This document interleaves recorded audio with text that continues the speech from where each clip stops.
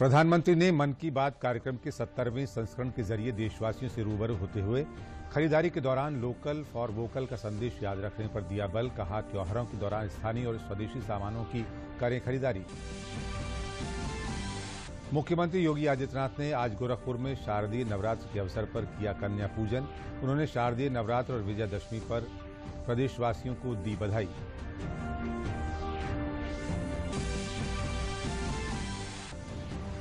केंद्रीय श्रम और रोजगार मंत्री संतोष गंगवार ने बरेली में श्रमिकों के लिए 100 बिस्तर वाले ईएसआईसी अस्पताल का भूमि पूजन किया। कहा, जिले में कई वर्षों से बंद पड़ी आईटीआर फैक्ट्री की जमीन पर बनाया जाएगा ये अति आधुनिक अस्पताल। देश भर में आज सरकार की कोविड-19 की गाइडलाइन के अनुसार धूमधाम से मनाया जा रहा है विजयादशमी का त्योहार। ये त्योहार असत्य पर सत्य और बुराई पर अच्छाई की विजय का प्रतीक है। नमस्कार, मैं अशोक यादव और अब समाचार विस्तार से। प्रधानमंत्री नरेंद्र मोदी ने आज मन की बात कार्यक्रम की 70वीं कड़ी के जरिए देशवासियों से अपने विचार साझा किए। प्रधानमंत्री नरेंद्र मोदी ने एक बार फिर कहा कि अभी त्योहार का मौसम आने वाला है, इस दौरान लोग खरीदारी करेंगे। प्रधानमंत्री ने खादी का जिक्र करते हुए कहा कि खादी हमारी सादगी की पहचान रही है, लेकिन हमारी खादी आज इको फ्रेंडली फैब्रिक के रूप में जानी जा रही है और ये बॉडी फ्रेंडली फैब्रिक भी है। उन्होंने कहा कि आप खरीदारी के दौरान वोकल फॉर लोकल का संदेश जरूर याद रखें और स्थानीय और स्वदेशी सामान को खरीदें। मेरे प्यारे देशवासियों, आज जब हम लोकल के लिए वोकल हो रहे हैं तो दुनिया भी हमारे लोकल प्रोडक्ट्स की फैन हो रही है। हमारे कई लोकल प्रोडक्ट्स में ग्लोबल होने की बहुत बड़ी शक्ति है। जैसे एक उदाहरण है खादी का। लंबे समय तक खादी सादगी की पहचान रही है, लेकिन हमारी खादी आज इको फ्रेंडली फैब्रिक के रूप में जानी जा रही है। स्वास्थ्य के दृष्टि से ये बॉडी फ्रेंडली फैब्रिक है, ऑल वेदर फैब्रिक है और आज खादी फैशन स्टेटमेंट तो बन ही रही है। खादी की पॉपुलैरिटी तो बढ़ ही रही है, साथ ही दुनिया में कई जगह खादी बनाई भी जा रही है। मैक्सिको में एक जगह है ओहाका। इस इलाके में कई गांव ऐसे हैं जहां स्थानीय ग्रामीण खादी बुनने का काम करते हैं। आज यहाँ की खादी ओहाका खादी के नाम से प्रसिद्ध हो चुकी है। दिल्ली के कनॉट प्लेस के खादी स्टोर में इस बार गांधी जयंती पर एक ही दिन में 1 करोड़ रुपए से ज्यादा की खरीदारी हुई। इसी तरह कोरोना के इस समय में खादी के मास्क भी बहुत पॉपुलर हो रहे हैं।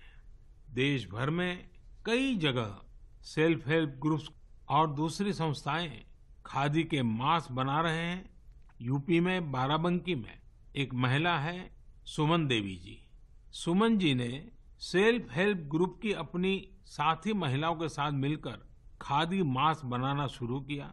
धीरे धीरे उनके साथ अन्य महिलाएं भी जुड़ती चली गई। अब वे सभी मिलकर हजारों खादी मास्क बना रही हैं। हमारे लोकल प्रोडक्ट्स की खूबी है कि उनके साथ अक्सर एक पूरा दर्शन जुड़ा होता है। प्रधानमंत्री नरेंद्र मोदी ने देशवासियों को विजयादशमी की शुभकामनाएं दी। उन्होंने लोगों से कोरोना को लेकर सतर्कता बरतते हुए त्योहार मनाने की अपील की। पीएम मोदी ने कहा है कि दशहरा संकटों पर जीत का पर्व है। प्रधानमंत्री ने कहा कि दशहरा असत्य पर सत्य की जीत का पर्व तो है ही, साथ ही ये त्योहार संकटों पर जीत का भी उत्सव है।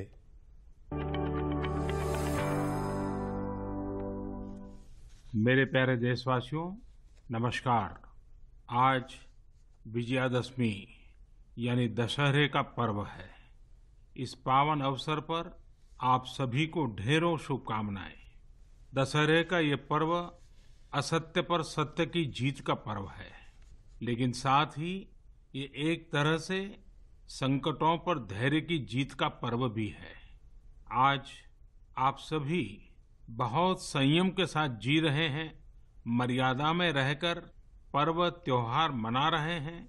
इसलिए जो लड़ाई हम लड़ रहे हैं उसमें जीत भी सुनिश्चित है। पहले दुर्गा पंडाल में मां के दर्शनों के लिए इतनी भीड़ जुट जाती थी, एकदम मेले जैसा माहौल रहता था, लेकिन इस बार ऐसा नहीं हो पाया। पहले दशहरे पर भी बड़े बड़े मेले लगते थे, लेकिन इस बार उनका स्वरूप भी अलग ही है। रामलीला का त्योहार भी उसका बहुत बड़ा आकर्षण था, लेकिन उसमें भी कुछ न कुछ पाबंदियां लगी है।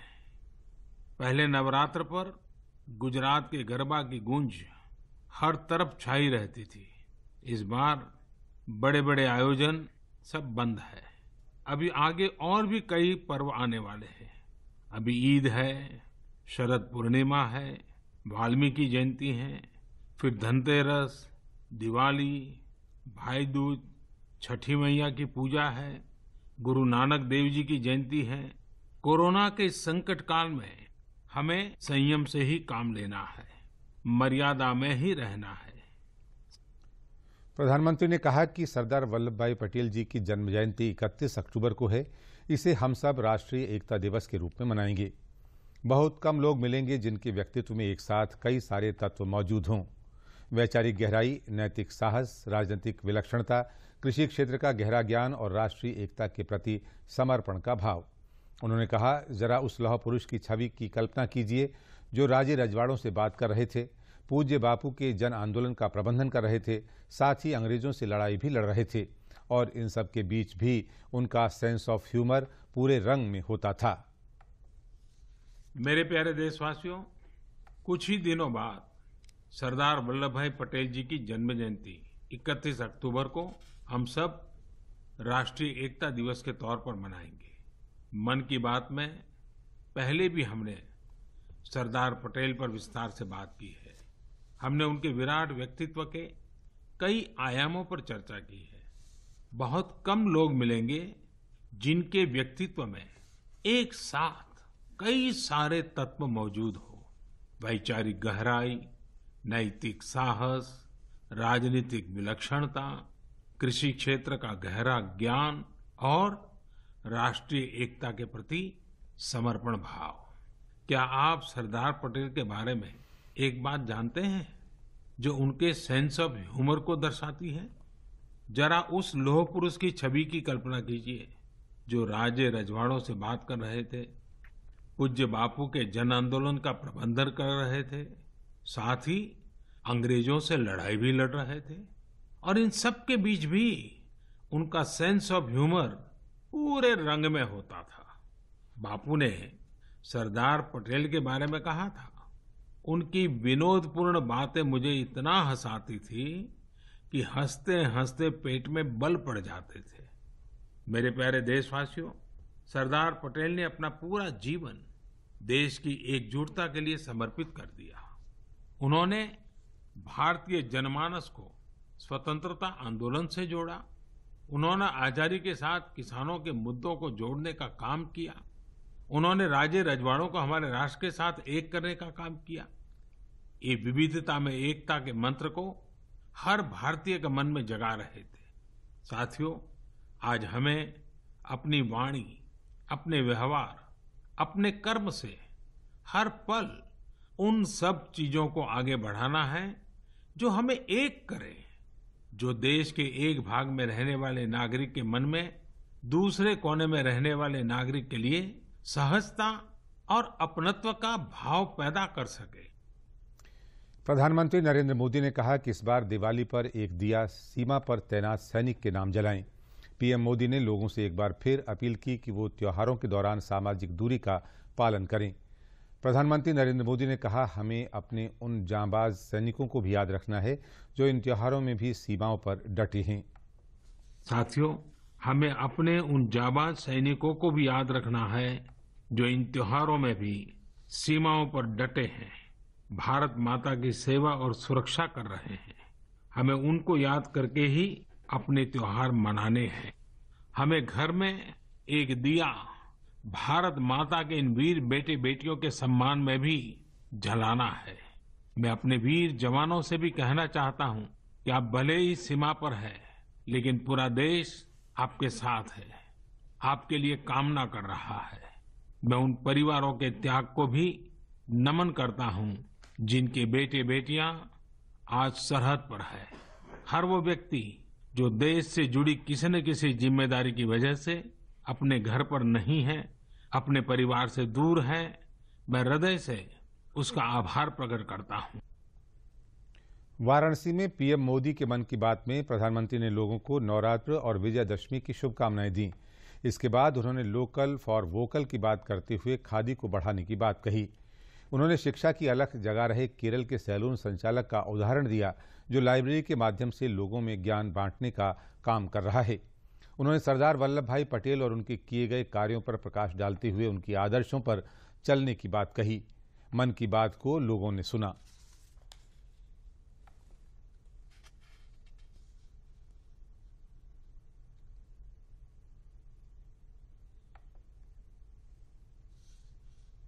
हर बार के मन की बात कार्यक्रम में माननीय मोदी जी द्वारा हम सबका एक नया ज्ञानवर्धन होता है। आज भी उन्होंने केरल के एक सैलून के समाज के प्रति अपना काम करते हुए योगदान का प्रशंसा करते हुए उस जानकारी से हम सबको अवगत कराया कि किस तरह से एक सैलून चलाने वाला व्यवसायी भी समाज को जागरूक कर रहा है, ज्ञान बांटने का काम कर रहा है, वो सैलून में एक लाइब्रेरी संचालित करते हुए। माननीय प्रधानमंत्री जी ने हमारे विजयदशमी पर सभी देशवासियों को बधाई दिया है और उसके बाद खादी पर फोकस किया है और जो देश में खादी को बढ़ावा दिया जा रहा है, जो यहाँ हिंदुस्तान में खादी को विदेशों में मांग हो रही है, मैक्सिमम में मांग हो रही है, हर जगह मांग हो रही है खादी, उसके लिए हमारे माननीय प्रधानमंत्री मोदी जी ने काफी प्रोत्साहन किया है खादी पर। सोनभद्र में आज नियमित श्रोताओं ने प्रधानमंत्री के मन की बात को सुना और आत्मसात किया। आज की धार्मिक मान्यताएं हमारे समाज की एक बड़ी कड़ी हैं, जिसे लोगों ने काफी सराहा और कहा कि निश्चित रूप से हमारे सभी धार्मिक अनुष्ठान हमें प्रेरणा देते हैं और जीवन का मार्ग प्रशस्त करती हैं। श्रोताओं ने देश के चारों दिशाओं में जुड़े आस्था के केंद्रों और नदियों के जुड़ाव को एक अच्छा संदेश बताते हुए कहा कि हमारी संस्कृति में नदियों को पूजा जाता है और उनका एक बड़ा महत्व भी है। अपनी वाणी, अपने व्यवहार, अपने कर्म से हर पल उन सब चीजों को आगे बढ़ाना है। मोदी जी के प्रत्येक मन की बात अच्छी रहती है, लेकिन आज जो विशेष रूप से उन्होंने कहा कि खादी सिर्फ वस्त्र नहीं, एक विचार है और इसका लोगों को उपयोगिता बढ़ानी चाहिए, जिससे हमारे स्वदेशी कपड़े और लोगों को रोजगार मिले। साथ ही उन्होंने जो राष्ट्रीय एकता दिवस आगामी 31 अक्टूबर को सरदार पटेल जी की जयंती की विशेष चर्चा किया कि हम सभी को अपने देश के राष्ट्रीय एकता के बारे में चिंतन करना चाहिए, हमारा देश कैसे एक रहे उनसे प्रेरणा लेनी चाहिए और तमाम कोरोना से लेके बहुत सारी बातें हम सबको अच्छी लगी। हम सब प्रधानमंत्री जी के मन की बात नियमित रूप से सुनने वाले श्रोता हैं और आज उन्होंने हमारे बगल के ही जनपद सिंगरौली की एक महिला के बारे में बताया कि उन्होंने अपने स्कूटी को ही लाइब्रेरी बनाई और कई ऐसे लोगों के बारे में बताया जिन्होंने लोगों के पढ़ने के लिए लाइब्रेरी का निर्माण करवाया है और निवेदन किया है कि ऐसा अगर आप हमारे आसपास भी कहीं कोई प्रतिभावान व्यक्ति रहता है तो उसके बारे में हम जरूर चर्चा करें, उसके बारे में हम जरूर प्रधानमंत्री जी को लिखें। ये बात उनकी हमको सबसे अच्छी लगी और हमको सबसे अच्छा मोदी जी की मन की बात ये लगी कि जो मोदी जी ने कहा कि जो हम लोग धर्म से जुड़ी हुई जो चारों दिशाओं में जो नदियां बह रही हैं, जो हम लोग आस्था का पर्व है नदी, जो कि हम लोग हर त्योहार पर लगभग नदी को में नहाते हैं और स्नान करके पूजा करते हैं, तो मोदी जी ने कहा कि उस नदी को स्वच्छ रखिए और साफ रखिए। गोरखपुर में आज मुख्यमंत्री और गोरखनाथ मंदिर के पीठाधीश्वर योगी आदित्यनाथ ने शारदीय नवरात्र के अवसर पर नवमी तिथि को कन्या पूजन किया। कन्याओं के पैर धुले और अंग वस्त्र पहनाकर उनका पूजन किया। मुख्यमंत्री योगी आदित्यनाथ महंत की भूमिका में नजर आए। मुख्यमंत्री ने शारदीय नवरात्र और विजयदशमी के पर्व पर प्रदेशवासियों को बधाई दी।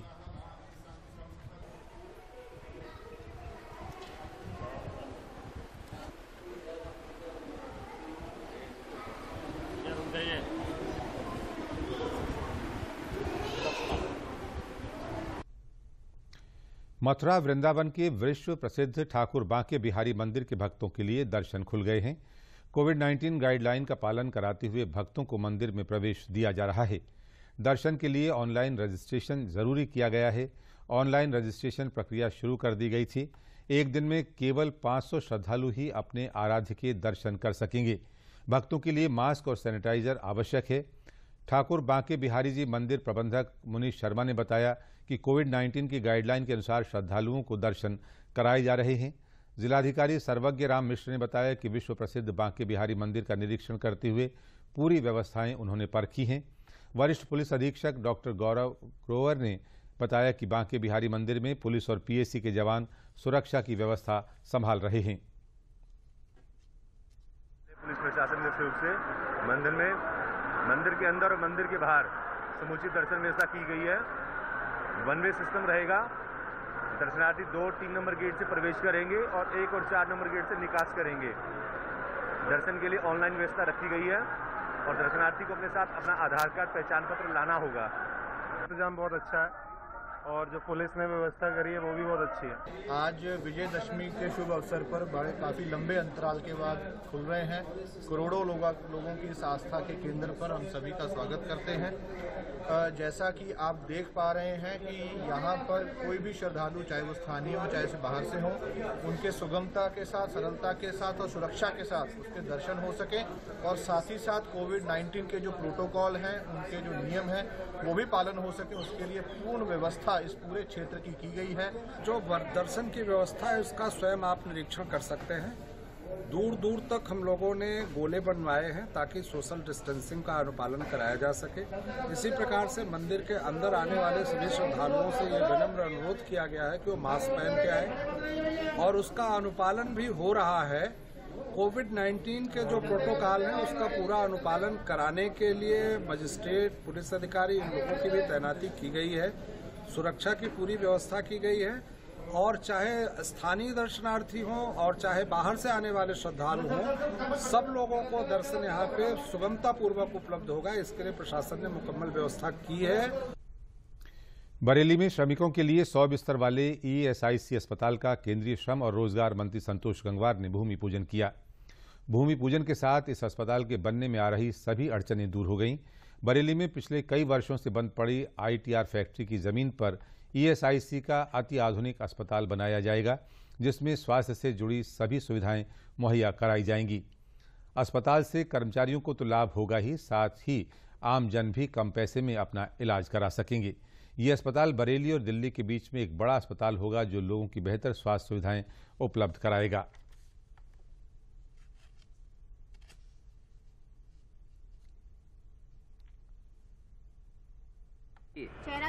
यहाँ पर लंबे समय से अच्छे अस्पताल की मांग भी रही है और मजदूरों की चिंताओं को एक सही ढंग से हल करने की बात भी रही है। अब यहाँ पर शुरुआत हुई है 100 बेडेड हॉस्पिटल पूरी आधुनिकतम सुविधाओं के साथ यहाँ पर बनेगा और एक समय सीमा के अंदर मेरा मानना है कि एक 1.25 साल में ये काम पूरा हो जाएगा। 15 महीने में अभी हमको बताया गया है ये काम हो जाएगा। तो खाली ये इस क्षेत्र में अस्पताल ही नहीं, बाकी अन्य सारे कामों के लिए हमारे मुख्यमंत्री उत्तर प्रदेश से चर्चा हुई है कि हमारे इस औद्योगिक क्षेत्र की पहचान और किस ढंग से यहाँ पर नए उद्योग को दिशा देने के लिए आगे बढ़ाने का काम कर सके, उसके हिसाब का काम चलेगा। अस्पताल में सारी सुविधाएं मिलेंगी, सब आधुनिकतम जितनी भी सुविधाएं होंगी सब।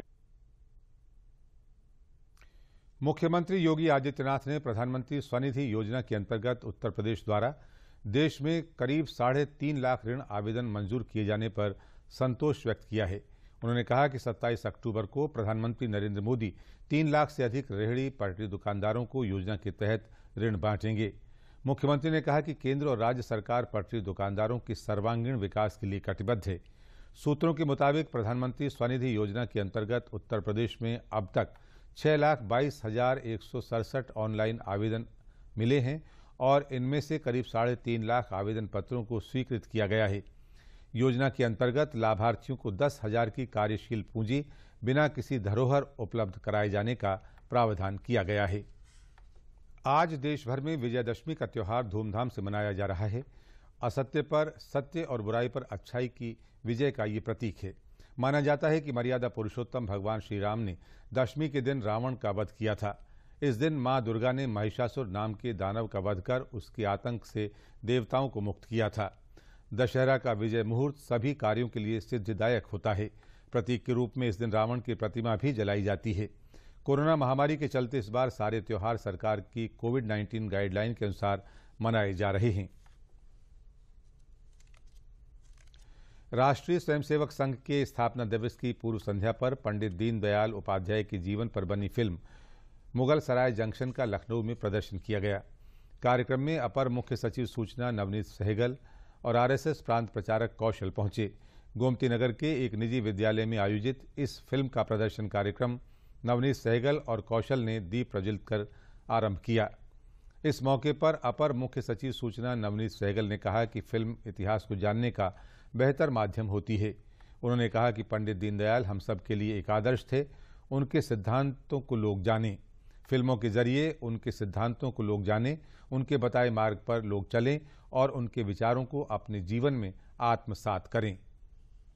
हमारे जो महापुरुष हैं, हमारी संस्कृति में, हमारे इतिहास में, जिन्होंने समाज को सुधारने में, समाज को दिशा देने में बहुत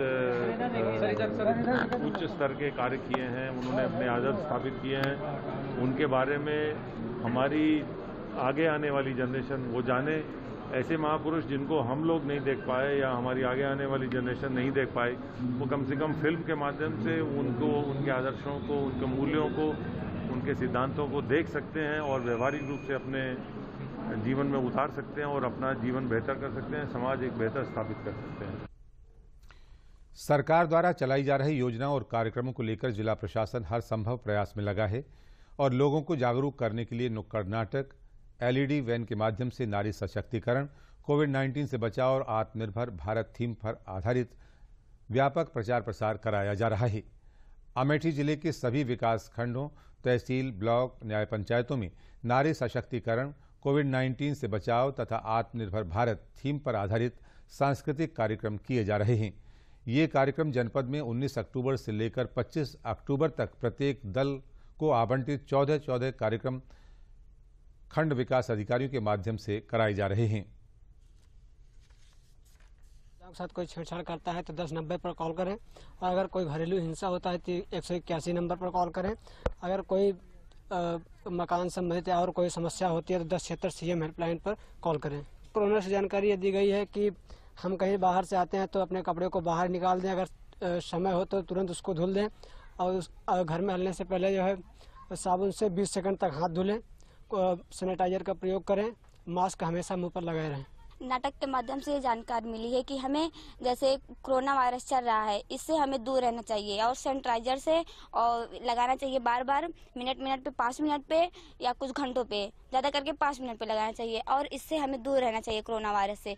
5 मिनट पर हमें कहीं भी जाए, कहीं से भी आए, हमें साबुन से हाथ धुलना चाहिए। जैसे हम कहीं जाएँ बाहर, जैसे अकेले जाएँ, हमारे साथ कोई न रहे घर का गार्जियन, और जैसे हम कहीं मार्केट जाएं या कुछ सामान लेने अकेले जाएं, जैसे हम लेडीज़ रहें, वहाँ पे कोई हमें परेशान करे लड़का वगैरह, तो उसे हमें अगर समझाने पर नहीं मानता है तो उसे हमें कॉल करना चाहिए 190 पे या 181 पे या 176 पे। ये सरकार की तरफ से अच्छी योजना है। नाटक के माध्यम से लोगों को जागरूक कर रहे थे। मिशन शक्ति योजना के अंतर्गत जो मिशन शक्ति चलाया जा रहा है उसके तहत हम लोगों को बता रहे हैं महिलाओं को कि सुरक्षा के लिए उनके ऊपर जो हो रहे हैं अत्याचार, उससे कैसे बचें, उसका निदान कैसे होगा, जिसके लिए उनको 1076 मुख्यमंत्री से शिकायत करने के लिए, महिला सुरक्षा के लिए 1090 और 181 घरेलू हिंसा के लिए इन लोगों को जागरूक किया गया, कि बताया गया कि आप अपनी हेल्प इनसे ले सकती हैं इस नंबर पर कॉल करके। कोरोना के बारे में लोगों को जागरूक किया कि आप लोग थोड़ी भी असावधानी न बरतें। जो कोरोना से बचने के नियम हैं, उपाय हैं, उनको आप लोग अपनाते रहें। जब तक कोई दवाई नहीं, तब तक कोई ढिलाई नहीं। उससे पहले कि आप लोग घर से बाहर निकलें तो मास्क जरूरी है, आप लोग मास्क लगाकर निकलें और सोशल डिस्टेंसिंग यानी कि दूरी बना के रखें आप लोग, और बार बार साबुन से हाथ धुलें, सैनिटाइजर का प्रयोग करें। ललितपुर जनपद के टेटा और तिराई फाटक आदि गांवों में और उनके मजरों में शुद्ध पानी के लिए टंकी, सफाई टैंक और पाइप लाइनों के माध्यम से साफ पानी पहुंच रहा है। वहीं पवा गांव में शुद्ध पेयजल की आपूर्ति के लिए एक बड़ी टंकी का निर्माण भी जोर शोर से हो रहा है। अब इन ग्रामीणों को गांव में दूर से पानी लाने की कठिनाइयों से मुक्ति मिलेगी। वहीं अब महिलाएं अपनी घरेलू आवश्यकता के साथ साथ त्योहारों की साफ सफाई में पानी की उपलब्धता हो जाने से काफ़ी खुश नजर आ रही हैं।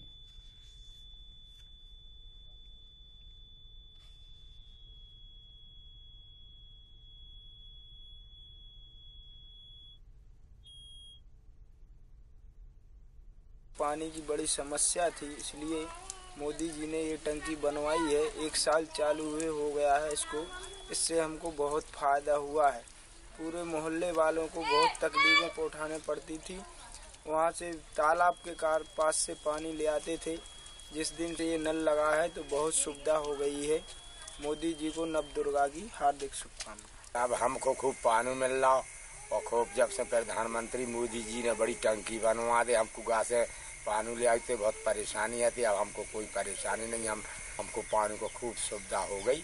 पानी से हमें कोई परेशानी नहीं है। खूब मोदी जी ने सुविधा करी, एक बड़ी टंकी बनवाई और खूब पानी दो टाइम पानी मिल रहा। बाल बच्चा में परेशानी नहीं है, कोई पानी की कोई बात की परेशानी नहीं है, सब आदमियों सुखी है। यह योजना वासी हरसपुर नाम से चल रही है। यह पानी शहजाद बांध से मंगाया जा रहा है, जिससे हमारे लिए सभी के लिए इस पानी से बहुत फायदा है। हर घर में नल लग गए हैं और यहाँ पर सबसे सुंदर हमारे श्रीमान मोदी जी ने अच्छा किया, जो हमारे लिए जल की प्राप्ति हो रही है। मेरे गांव में जो गंभीर समस्या पेयजल की थी, उसके लिए एक टंकी का निर्माण, मेरे गांव में एक टंकी का निर्माण हुआ है। उससे मेरे पूरे गांव को स्वच्छ पेयजल प्राप्त हो रहा है। और मेरे जो छोटे छोटे मजरे हैं उनमें गंभीर समस्या है पेयजल की। इसके लिए अभी एक टंकी का निर्माण किया गया है। उससे जल्द से जल्द स्वच्छ पेयजल की मजरों में व्यवस्था की जाएगी और जल्द से जल्द जल प्राप्त होगा। वित्त मंत्रालय ने करदाताओं को एक बार और राहत देते हुए इनकम टैक्स रिटर्न दाखिल करने की तारीख 1 महीने बढ़ा दी है। व्यक्तिगत करदाता वित्त वर्ष 2019-20 का आयकर रिटर्न अब 31 दिसंबर तक दाखिल कर सकेंगे। वहीं जीएसटी रिटर्न की भी तिथि बढ़ाकर 31 दिसंबर कर दी गई है। इससे पहले इनकम टैक्स रिटर्न करने की समय सीमा 30 नवंबर तक थी। वेतनभोगी और वैसे करदाता जिनके रिटर्न में ऑडिट रिपोर्ट लगानी पड़ती है, उनके लिए आईटी रिटर्न दाखिल करने की अंतिम तारीख 31 जनवरी 2021 तक की गई है। इस बारे में विभाग की ओर से जल्दी ही अधिसूचना जारी की जाएगी। प्रदेश में कोरोना पर नियंत्रण के लिए सरकार ने सख्त रुख अपनाने का फैसला किया है। अब अस्पताल में जिस किसी भी मरीज की मृत्यु कोरोना से होगी, उसका पोस्टमार्टम कराया जाएगा। इस संबंध में मुख्य सचिव आर.के. तिवारी ने कोरोना नियंत्रण की व्यवस्थाओं की समीक्षा बैठक में कहा कि कोरोना के कारण जिन मरीजों की अस्पताल में मौत हो रही है, उन सभी मामलों में सर्विलांस टीम समय से पहुंची या नहीं, इसकी जांच होगी। निजी अस्पतालों में जो मरीज कोरोना पॉजिटिव पाए जाते हैं, उनकी सूची मुख्य चिकित्सा अधिकारी और integrated control and command centre को समय से दी जा रही है या नहीं, इसकी भी पड़ताल की जाएगी। उन्होंने बताया कि प्रदेश के जिन जिलों में अधिक कोरोना केस पाए जा रहे हैं, वहां टेस्ट सुविधा बढ़ाई जाएगी। इसी के साथ समाचारों का ये बुलेटिन समाप्त हुआ। नमस्कार।